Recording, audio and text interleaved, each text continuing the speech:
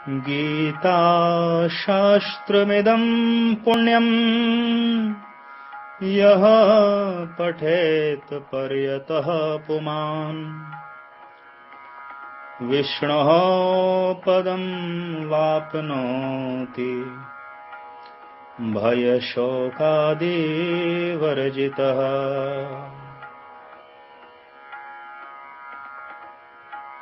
गीताशास्त्रम इदम पुण्यम, यह गीता शास्त्र पवित्र है। यह पठेत पर्यतः पुमान्,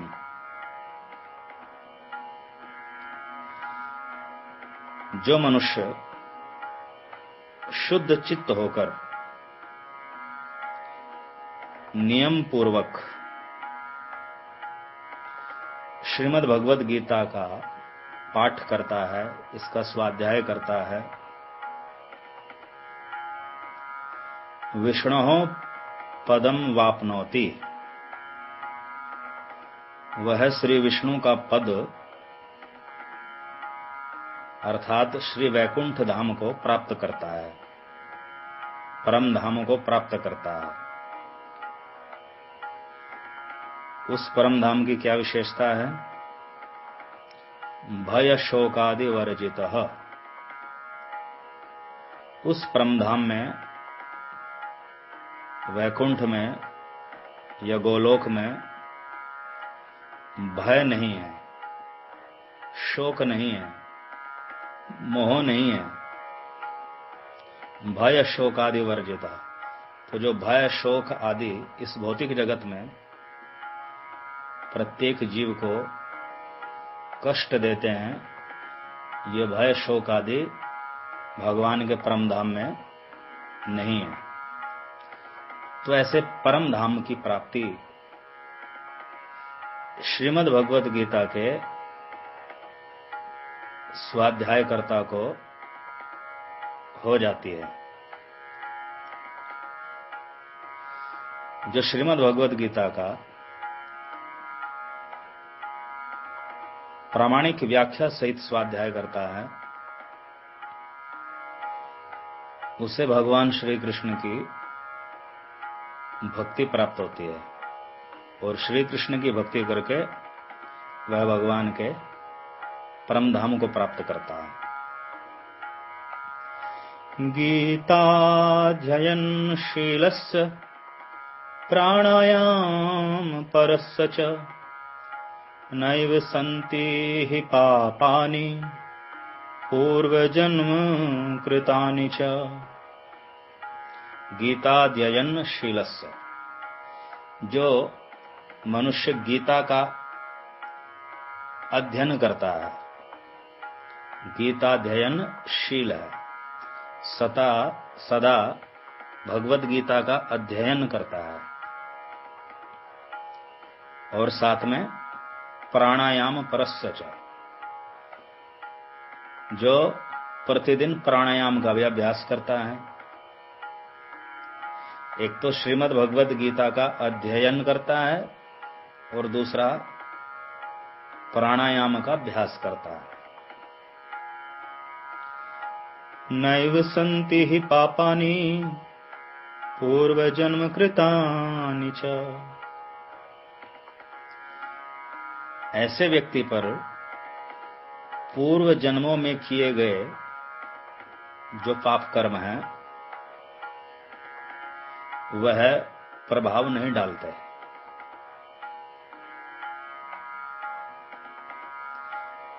पूर्व जन्म कृतानि च,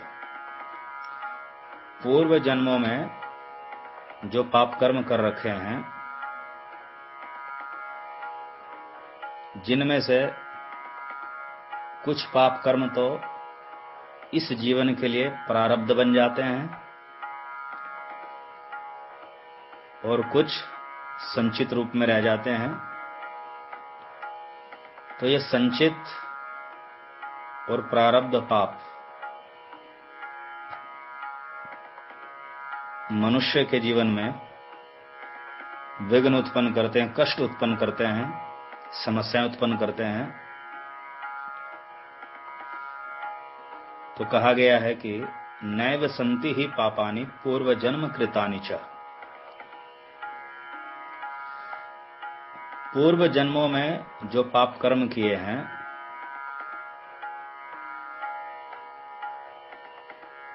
वो नष्ट हो जाते हैं, और यदि उनमें से कुछ प्रारब्ध बन गए हैं तो वह प्रारब्ध पाप भी गीता अध्ययनशील और प्राणायाम करने वाले को विशेष रूप से कष्ट नहीं देते। कष्ट का प्रमुख कारण ही पाप कर्म है, प्रारब्ध पाप कर्म है। इस मनुष्य जीवन में हमें जितने भी सुख मिलते हैं, जितने भी दुख मिलते हैं, वे सभी पूर्व जन्मों के पाप और पुण्य के फलस्वरूप हैं। पूर्व जन्मों में किए गए पाप ही इस जीवन में दुख के रूप में प्रकट होते हैं, और पूर्व जन्मों में किए गए पुण्य ही इस जीवन में सुख के रूप में प्रकट होते हैं। तो श्रीमद् भगवद गीता के अध्ययन में इतनी शक्ति है कि जो श्रीमद् भगवद गीता का अध्ययन, इसका पाठ नियमित रूप से करता है तो उसके पूर्व जन्मों में किए गए समस्त पाप निसंदेह नष्ट हो जाते हैं।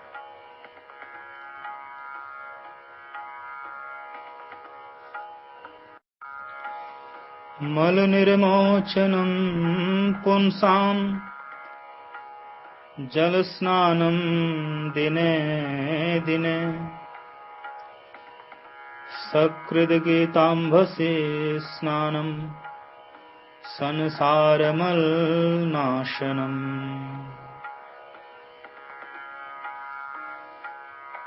जल में प्रतिदिन किया हुआ स्नान मनुष्य के केवल शारीरिक मल का नाश करता है। मल निर्मोचनम पुंसाम जल स्नानम दिने दिने। जो मनुष्य दिन प्रतिदिन जल से स्नान करता है तो उसके शरीर के मल का निर्मोचन हो जाता है, अर्थात शरीर का जो मल है वह नष्ट हो जाता है। किंतु सकृद गीतांभसी स्नानम, अगर कोई श्रीमद् भगवद गीता रूपी दिव्य जल में स्नान कर ले, सकृत एक बार भी कर ले, संसार मल नाशनम, तो उसके संसार रूपी मल का नाश हो जाता है। संसार रूपी मल क्या होता है? प्रत्येक जीव, प्रत्येक आत्मा इस संसार में अज्ञानता के कारण, अपने कर्मों के कारण, जन्म मरण के चक्कर में फंसा हुआ है। उससे न चाहते भी बारंबार जन्म लेना पड़ता है, मरना पड़ता है, वृद्धावस्था को प्राप्त करना पड़ता है, व्याधि रोगों को सहन करना पड़ता है। तो जन्म मृत्यु जरा व्याधि बारंबार का जो जन्म मरण का चक्र है, इसी का नाम है संसार मल। तो जो श्रीमद् भगवद गीता रूपी दिव्य जल में एक बार भी स्नान कर लेता है, अर्थात एक बार भी श्रीमद् भगवद गीता को स्वाध्याय कर लेता है, समझ लेता है, तो उसे संसार मल नाशनम, तो उसके संसार रूपी मल का नाश हो जाता है। अब समझने की बात यह है कि यहां गीता महात्म्य में कहा गया है सकृद गीतांभस्य स्नानम। एक बार भी जो गीता में स्नान कर ले, गीता रूपी जल में स्नान कर ले, तो उसके संसार रूपी मल का नाश हो जाता है। तो क्या ऐसा संभव है कि श्रीमद् भगवद गीता में एक बार गोता लगाने से जन्म मरण का चक्र मिट जाएगा?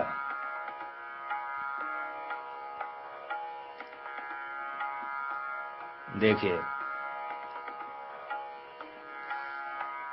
सकृत गीतांभस्य स्नानम, गीतांभस्य स्नानम, गीता रूपी दिव्य जल में जो स्नान कर लेता है, केवल श्रीमद् भगवद गीता को बाह्य रूप से पढ़ लेना, स्वाध्याय कर लेना, यह गीता रूपी जल में स्नान नहीं है। गीता रूपी दिव्य जल में स्नान से तात्पर्य है कि जिसने श्रीमद् भगवद गीता के दिव्य रहस्यों को समझ लिया, जिसने श्रीमद् भगवद गीता के गूढ़ रहस्यों को समझ लिया, जिसने श्रीमद् भगवद गीता के प्रतिपाद्य विषयों को समझ लिया। श्रीमद् भगवद गीता का प्रतिपाद्य विषय है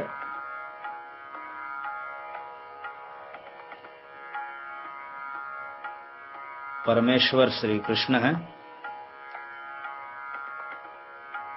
श्री कृष्ण की भक्ति ही उन्हें प्रसन्न करने का सर्वश्रेष्ठ उपाय है, और श्री कृष्ण की प्रसन्नता या श्री कृष्ण का प्रेम या श्री कृष्ण की प्रीति ही भक्ति का मुख्य प्रयोजन है, मुख्य उद्देश्य है।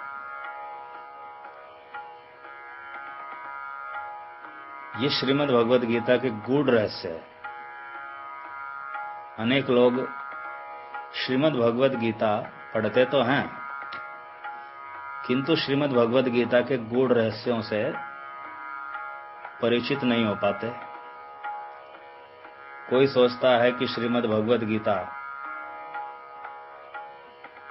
का रहस्य कर्मयोग है, कोई सोचता है कि श्रीमद् भगवद गीता का रहस्य ज्ञान योग है, कोई सोचता है ध्यान योग है। किंतु विचार पूर्वक निर्णय किया जाए तो गीता से स्पष्ट हो जाता है कि श्रीमद् भगवद गीता का जो रहस्य है वो भक्ति योग है।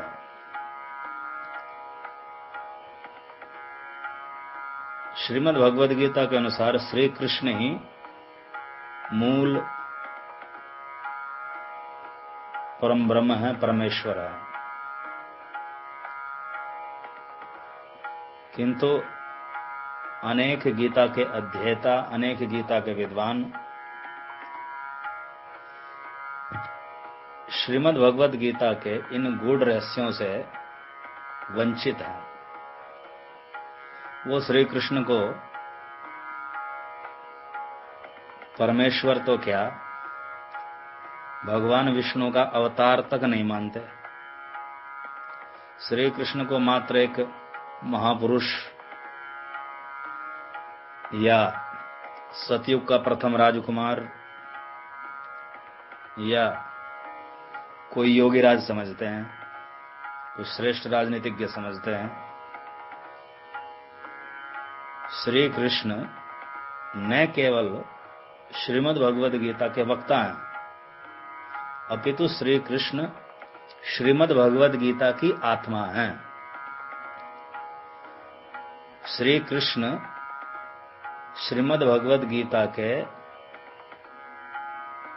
प्रतिपाद्य विषय हैं। श्री कृष्ण ही परम ब्रह्म परमेश्वर है। श्री कृष्ण की भक्ति ही सर्वश्रेष्ठ साधन है, और श्री कृष्ण प्रेम ही सर्वश्रेष्ठ प्रयोजन है, साध्य है। तो जो इस प्रकार श्रीमद् भगवद गीता के गूढ़ रहस्यों को समझ लेता है और श्रीमद् भगवद गीता के द्वारा प्रदर्शित अनन्य भक्ति में डूब जाता है, वही वास्तव में भगवद गीता रूपी जल में स्नान करता है। गीता के जल में स्नान करने से तात्पर्य है कि श्री कृष्ण की अनन्य भक्ति में सरोवर हो जाना, श्री कृष्ण की अनन्य भक्ति में डूब जाना। तो जो एक बार भी श्री कृष्ण की अनन्य भक्ति में डूब जाता है, संसार मल नाशनम, उसके संसार रूपी मल का नाश हो जाता है, वह जन्म मरण के चक्र से छूट जाता है, भगवान के परम धाम को प्राप्त कर लेता है। गीता सुगीता कर्तव्या किमन्यहि शास्त्र विस्तरहि, या स्वयं पद्मनाभस्य मुख पद्माद्विनिश्रिता। गीता सुगीता कर्तव्या, इसलिए प्रत्येक मनुष्य का कर्तव्य है कि वह उत्तम ढंग से श्रीमद् भगवद गीता का अध्ययन करे, श्रवण करे। कि मन्य ही शास्त्र विस्तरई, उसको नाना प्रकार के कर्म कांड के शास्त्रों में, ब्रह्म ज्ञान के शास्त्रों में, निराकार ब्रह्म ज्ञान के शास्त्रों में, ध्यान योग आदि के शास्त्रों में प्रवृत्त होने की आवश्यकता नहीं है। एकमात्र श्रीमद् भगवद गीता ही पर्याप्त है।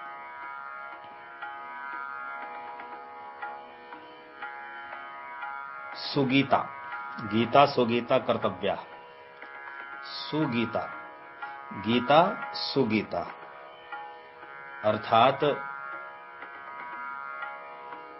सुगीता भली भांति गान करना, भली भांति पठन करना, भली भांति स्वाध्याय करना। गीता सुगीता कर्तव्या, एकमात्र श्रीमद् भगवद गीता ही भली भांति पठन योग्य है, स्वाध्याय योग्य है, श्रवण योग्य है।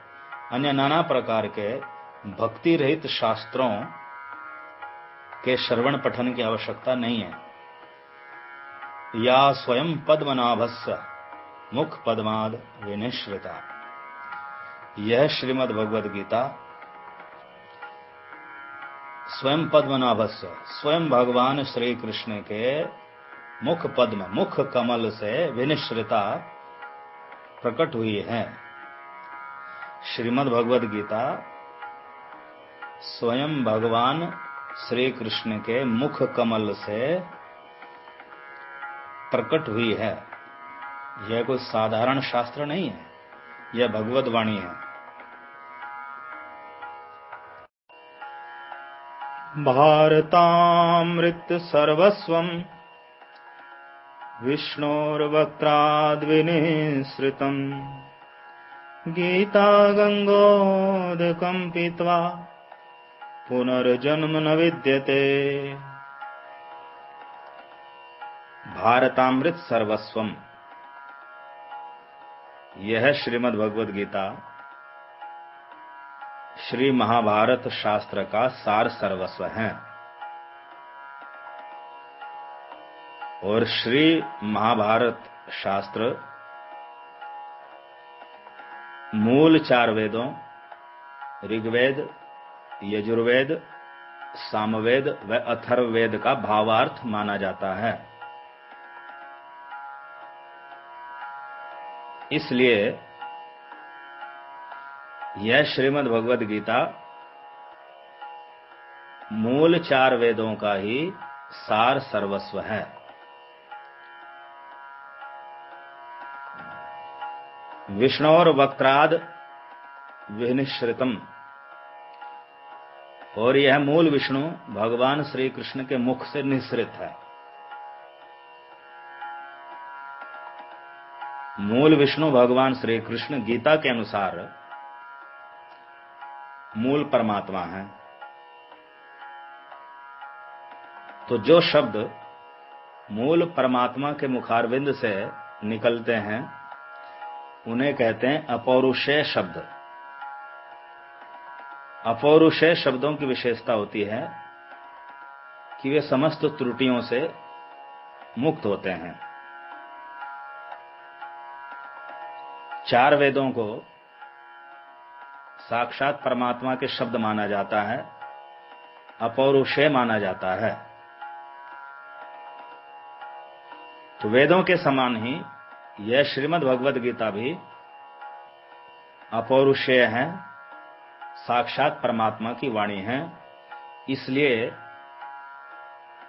पूर्णतः विश्वास के योग्य है। यह समस्त त्रुटियों और संशयों से मुक्त है। गीता गंगोदकं पीत्वा पुनर्जन्म विद्यते। जो श्रीमद् भगवद गीता रूपी गंगा जल का पान कर लेता है उसका इस संसार में पुनर्जन्म नहीं होता, अर्थात वह भगवान श्री कृष्ण के परमधाम चला जाता है। और जो परमधाम चला जाता है वह फिर लौटकर वापस नहीं आता,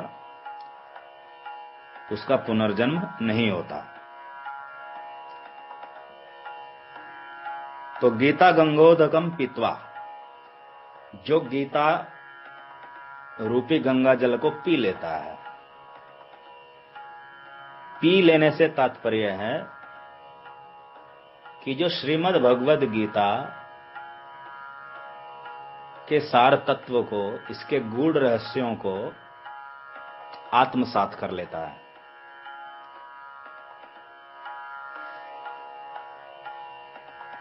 तो श्रीमद् भगवद गीता के गूढ़ रहस्यों को, सार तत्व को आत्मसात कर लेना ही गीता रूपी गंगा जल को पी लेना है। तो जो गीता रूपी गंगा जल को पी लेगा,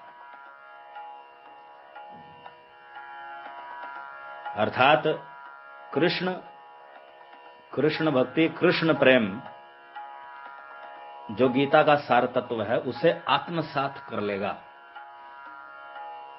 जो उसे अपने व्यवहार में, अपने आचरण में उतार लेगा, वह पुनर्जन्म से मुक्त हो जाएगा, परमधाम को प्रस्थान कर जाएगा। सर्वोपनिषदो गावो दोग्धा गोपाल नंदनः पार्थो वत्सः सुधीर्भोक्ता दुग्धम गीतामृतम महत्।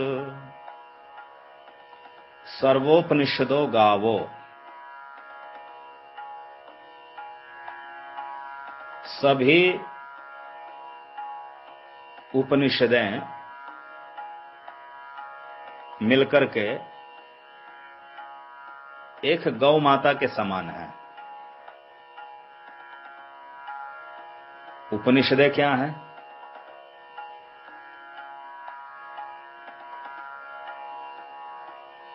मूल 4 वेदों का जो सार भाग है उसे उपनिषद कहते हैं। सभी उपनिषद वेदांत भी कहलाती हैं। वेद के सार भाग को वेदांत या उपनिषद कहते हैं। यद्यपि उपनिषदें सैकड़ों में हैं, किंतु श्री मुक्तिकोपनिषद के अनुसार मुख्य उपनिषदें 108 हैं। तो यदि समस्त उपनिषदों को गौ माता के समान मान लिया जाए, सर्वोपनिषदों गावो, दोग्धा गोपाल नंदन, और गौ माता का जो दूध दोहने वाला होता है दोग्धा, उस दोग्धा को गोपाल नंदन भगवान श्री कृष्ण के रूप में मान लिया जाए, और कोई भी गौ माता अपने बछड़े की सहायता के बिना दूध नहीं देती, तो बछड़ा भी जरूरी है, बछड़ा भी आवश्यक है। पार्थो वत्सः, अर्जुन को बछड़ा मान लिया जाए तो दोग्धा भगवान श्री कृष्ण उपनिषद रूपी गौ माता से पार्थ रूपी बछड़े की सहायता से जो दूध दोहते हैं, जो दूध निकालते हैं, वह दूध कोई साधारण दूध नहीं होगा। दुग्धम गीतामृतम महत्, वह दूध महान गीता रूपी अमृत है। गीतामृतम महत्, गीता रूपी अमृत। तो ये श्रीमद् भगवद गीता अमृत के समान है।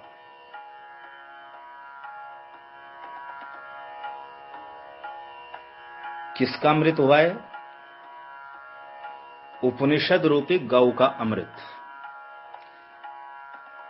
तो उपनिषदों का अमृत अर्थात उपनिषदों का सार हुआ।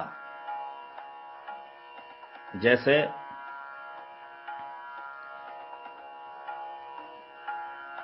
गौ माता दूध देती है, तो उस दूध को उस गौ का सार माना जाता है। उसी प्रकार उपनिषद रूपी जो गौ है उसका सार ये श्रीमद् भगवद गीता है। तो ये उपनिषदों का सार है, और उपनिषदों का सार है इसलिए श्रीमद् भगवद गीता को एक उपनिषद के नाम से भी जाना जाता है, गीतोपनिषद। तो श्रीमद् भगवद गीता एक उपनिषद है, ये गीतोपनिषद है। इति श्रीमद् भगवद गीतासूपनिषत्सु ब्रह्म विद्यायाम योग शास्त्रे। यह श्रीमद् भगवद गीता एक उपनिषद है, ऐसा महाभारत में लिखा है। तो यह सामान्य उपनिषद नहीं है, यह जो मूल वैदिक उपनिषद है उन समस्त उपनिषदों का सार है। तो समस्त उपनिषदों का सार होने से यह श्रीमद् भगवद गीता समस्त उपनिषदों से श्रेष्ठ है। सुधीर भोक्ता, दूध पीने वाला व्यक्ति दूध का भोक्ता कहलाता है। तो इस श्रीमद् भगवद गीता रूपी दूध का जो भोक्ता है वो कौन है? सुधीर, सुंदर बुद्धि वाला, उत्तम बुद्धि वाला, जिसकी बुद्धि शुद्ध है, जिसकी बुद्धि पवित्र है, जिसकी बुद्धि श्रेष्ठ है। तो ऐसी श्रेष्ठ बुद्धि वाला व्यक्ति ही इस श्रीमद् भगवद गीता रूपी दुग्ध का पान करने के योग्य है, अधिकारी है। तो गीता का अधिकारी कौन? गीता का रसपान करने का अधिकारी कौन? शुद्ध बुद्धि वाला, सुधीर भोक्ता। शुद्ध बुद्धि वाला व्यक्ति ही श्रीमद् भगवद गीता का अधिकारी है, रसपान का अधिकारी है। श्रीमद् भगवद गीता सुन तो कोई भी सकता है, किंतु श्रीमद् भगवद गीता का रसास्वादन करने का अधिकारी वही है जो शुद्ध बुद्धि वाला है, जो श्रद्धावान है, जो जिज्ञासु है। वही शुद्ध बुद्धि वाला व्यक्ति श्रीमद् भगवद गीता का अधिकारी है, रसपान का अधिकारी है।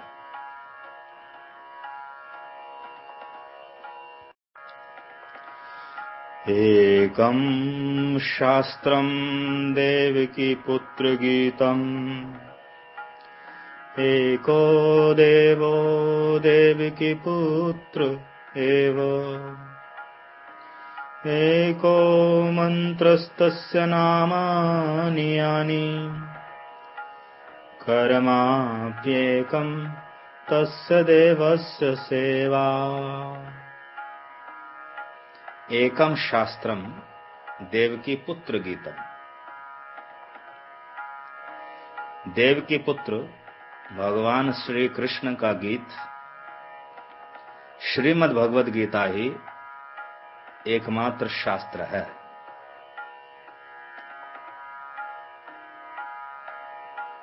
एको देवो देवकी पुत्र एव। देवकी पुत्र भगवान श्री कृष्ण ही एकमात्र देव या भगवान है। एको मंत्रस्तस्य नामानि यानि। देवकी पुत्र भगवान श्री कृष्ण के पवित्र नाम ही एकमात्र मंत्र है। कर्माप्येकम तस्य देवस्य सेवा। और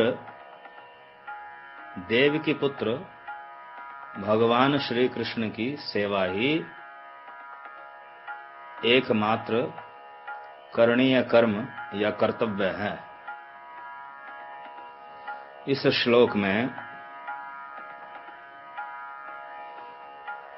एकेश्वरवाद की संस्तुति की गई है।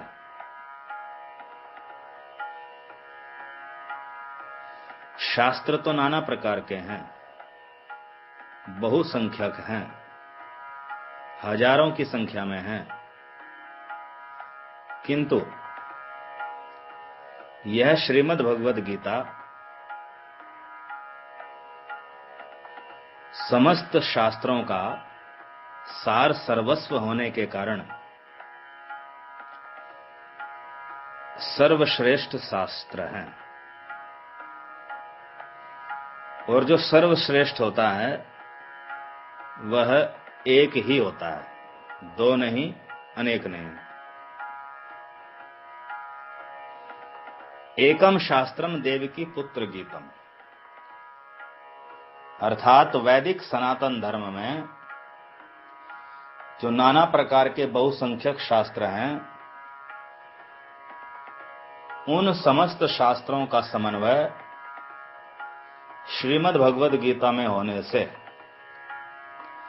श्रीमद् भगवद गीता ही सर्वश्रेष्ठ शास्त्र है। नाना प्रकार के शास्त्रों के जो जो उद्देश्य हैं, वे सभी उद्देश्य एकमात्र श्रीमद् भगवद गीता से पूर्ण हो सकते हैं। इसलिए श्रीमद् भगवद गीता ही सर्वश्रेष्ठ शास्त्र है, एकमात्र शास्त्र है। एको देवो देवकी पुत्र एव। और श्रीमद् भगवद गीता में ही वर्णित है कि श्री कृष्ण, भगवान श्री कृष्ण ही एकमात्र देव अर्थात परमेश्वर है, परम भगवान है। भगवान श्री कृष्ण सर्वदेवमय है। समस्त देवता भगवान श्री कृष्ण में अंतर्भुक्त है। भगवान श्री कृष्ण में समस्त देवताओं का समन्वय है। ऐसा श्रीमद् भगवद गीता के 10 और 11 अध्याय में उल्लेख प्राप्त होता है कि भगवान श्री कृष्ण में समस्त देवता है। श्री कृष्ण में समस्त देवताओं का समन्वय है। श्री कृष्ण ही एकमात्र भगवान है। श्री कृष्ण के अतिरिक्त कोई और परम भगवान या परमेश्वर नहीं है। हर कोई श्री कृष्ण के ही अधीन है।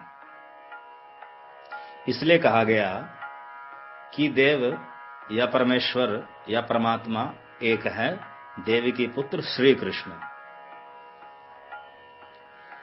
एको मंत्रस्तस्य नामानि यानि। यद्यपि नाना प्रकार के शास्त्रों में नाना प्रकार के मंत्रों का उल्लेख है और न केवल भिन्न भिन्न देवताओं के लिए भिन्न भिन्न मंत्र, अपितु अकेले श्री कृष्ण के लिए भी भिन्न भिन्न प्रकार के मंत्र शास्त्रों में उपलब्ध हैं। शास्त्रों के अध्ययनकर्ता जब नाना प्रकार के शास्त्रों में नाना प्रकार के श्री कृष्ण मंत्र पढ़ते हैं तो वे भी सरलता से ये निर्णय नहीं कर पाते कि श्री कृष्ण के किस मंत्र का जप करना चाहिए। तो गीता महात्म्य ने स्पष्ट किया है, एको मंत्रस्तस्य नामानि यानि।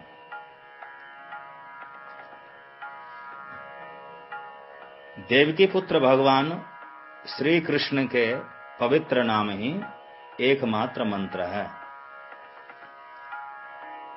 यदि नाम और मंत्र का भेद समझ आ जाए तो सरलता से हम इस निष्कर्ष पर पहुंच सकते हैं कि श्री कृष्ण के नाम ही सर्वश्रेष्ठ मंत्र है।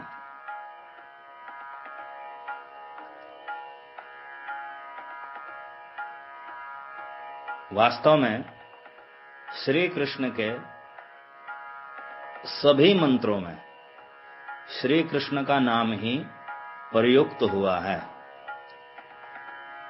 किंतु फिर भी मंत्र और नाम में सूक्ष्म अंतर है।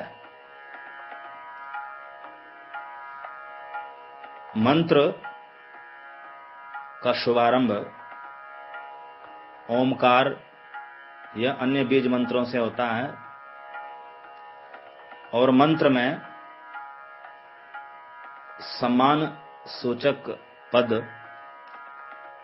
जैसे नमः, धीमहि आदि का प्रयोग होता है। तो जिस छंद में ओम और नमः का प्रयोग हो उसे कहते हैं मंत्र, और जिसमें न हो वह कहलाएगा नाम।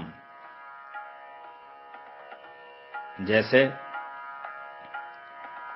कलि संतरणोपनिषद में कहा गया है, इति षोडशकम नाम कलिकलमशनाशनम नातः परतरोपाय सर्ववेदेषु दृश्यते। इति षोडशकम नाम। यह जो 16 नाम है,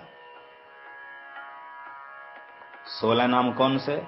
हरे कृष्ण कृष्ण कृष्ण हरे हरे, हरे राम राम राम हरे हरे। यह जो 16 नाम है कली कलमश नाशनम, ये कलयुग का कलमश अर्थात दोष नाश करने वाले हैं। और समस्त वेद शास्त्रों का अध्ययन करने पर यह निष्कर्ष निकलता है कि इन 16 नामों वाले हरिनाम महामंत्र से बढ़कर और कोई मंत्र नहीं है। तो यद्यपि हरे कृष्ण कृष्ण कृष्ण हरे हरे, हरे राम राम राम हरे हरे, यह हरि नाम है, किंतु अनुष्टुप छंद में होने से और इसमें समस्त मंत्रों की शक्ति सन्निहित होने से यह हरि नाम महामंत्र कहलाता है। तो निश्चित रूप से गीता महात्म्य में इसी हरि नाम महामंत्र की तरफ संकेत है। एको मंत्रस्तस्य नामानि यानि, देवकी पुत्र भगवान श्री कृष्ण का नाम ही एकमात्र मंत्र अर्थात सर्वश्रेष्ठ मंत्र है कलिकाल में। कर्माप्येकम तस्य देवस्य सेवा,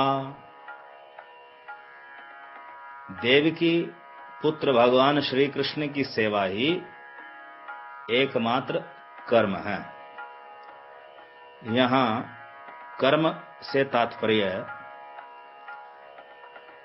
उपासना या साधना से है।